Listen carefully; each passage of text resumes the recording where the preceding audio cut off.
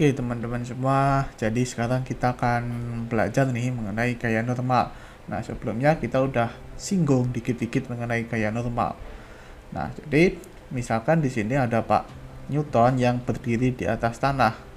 Nah gaya yang bekerja pada Pak Newton itu ada gaya berat. Gaya berat itu adalah gaya tarikan Pak Newton yang diakibatkan oleh bumi. Jadi bumi menarik Newton gitu ya.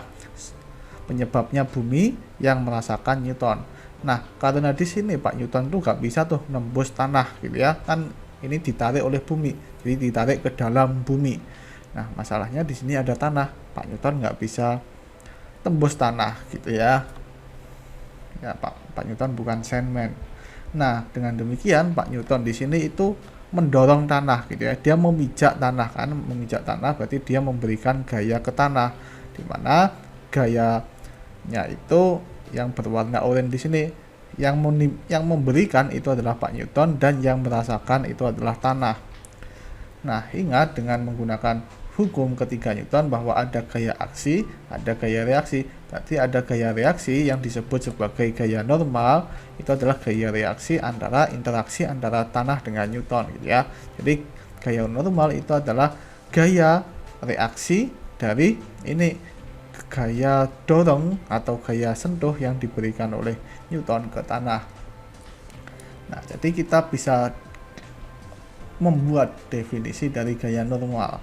Jadi gaya normal adalah gaya reaksi dari interaksi suatu benda dengan permukaan. Jadi bendanya di sini itu adalah Pak Newton dan permukaannya itu adalah tanah.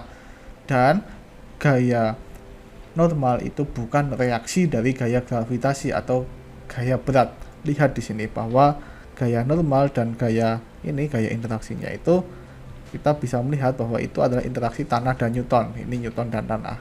Sedangkan gaya berat itu adalah interaksi bumi dan Newton, bukan dengan tanah gitu ya, berbeda. Nah, gaya normal muncul ketika benda dan permukaan itu saling bersentuhan. Nah, masalahnya kenapa kok bisa ada gaya normal itu ketika benda dan permukaan bersentuhan? Apa yang terjadi pada benda dan permukaan?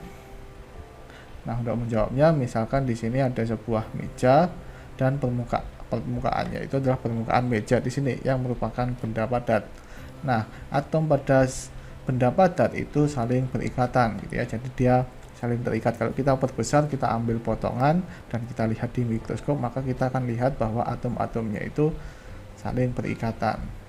Nah, misalkan di sini benda atau kotak diletakkan di atas meja. Nah, apa yang terjadi pada pada meja jika bendanya itu diletakkan di atas meja? Nah, jadi kalau kita ambil potongan ini ya, potongan di sini, kita bisa perbesar. Nah, seperti ini. Jadi ini adalah permukaan dari mejanya kalau kita perbesar ribuan kali gitu. Nah, ketika ada benda diletakkan di atas permukaan, maka benda itu akan membengkokkan permukaan. Nah, seperti ini. Jadi, permukaannya itu akan terbengkok akibat massa dari benda itu. Kenapa kok bisa? Karena di sini benda itu memiliki gaya berat W ke bawah. Nah, gaya berat W ini akan ditransfer gitu ya, ditransfer ke permukaan meja ini. Kenapa? Karena permukaan ingin mempertahankan keadaan awalnya. Dengan demikian, permukaan itu akan memberikan gaya reaksi yang mengarah ke atas. Nah, gaya ini disebut sebagai gaya normal. Arah dari gaya normal itu akan selalu tegak lurus permukaan. Nah, secara kebetulan di sini bahwa gaya aksinya itu adalah gaya berat gitu ya. Tapi secara umum nggak harus. Ingat bahwa sebelumnya gaya normal itu adalah gaya reaksi interaksi antara benda dengan permukaan, nggak harus gaya berat. Nah, sekarang kita coba untuk mencari tahu bagaimana arah dari gaya normal jika permukaannya itu nggak datar atau vertikal atau terbalik. Jadi seperti ini, pada bidang miring atau tegak gini atau terbalik, atau malah miring gitu ya, atau malah melingkar gitu. Ingat bahwa yang namanya gaya normal itu mengarah tegak lurus terhadap permukaan. Jadi di sini tegak lurus ke permukaannya itu adalah mengarah ke arah sini gitu ya, bukan mengarah ke arah gaya beratnya, bukan gitu ya.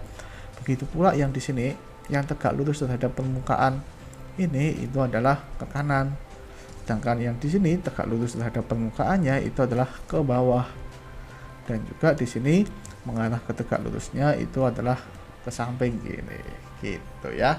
Nah, dan semua ini 4 contoh ini itu gaya normalnya tidak sama dengan gaya beratnya. Nah, terus gimana dong cara kita mencari besar dari gaya normalnya? Ya, untuk mencari besar dari gaya normal kita harus melalui hukum Newton gitu.